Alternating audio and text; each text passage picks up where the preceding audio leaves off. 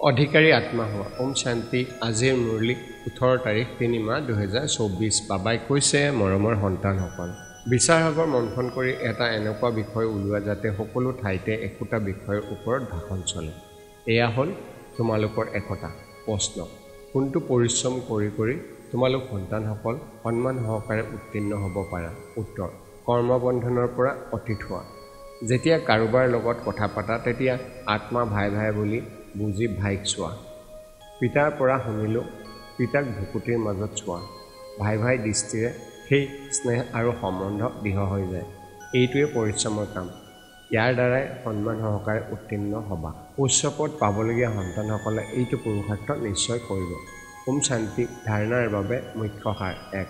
সদায় যাতে এইটো নিচাত থাকে যে আমি সংগমযোগী ব্ৰাহ্মণ দেৱতাসকলতকৈ উচ্চ, কিয়নো এতিয়া আমি ঈশ্বৰীয় সন্তান।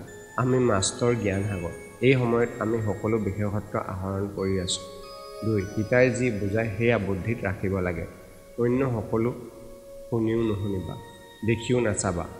বেয়া নুশুনিবা, বেয়া নাচাবা। বৰদান। ঈশ্বৰীয় সেৱাৰ দ্বাৰা বিভিন্ন ফল প্ৰাপ্ত কৰোঁতা অধিকাৰী আত্মা হোৱা। শ্লোগান। পিতাৰ লগত থাকি কৰ্ম কৰা, তেতিয়া ডবল লাইট হৈ থাকিবা। ওম শান্তি।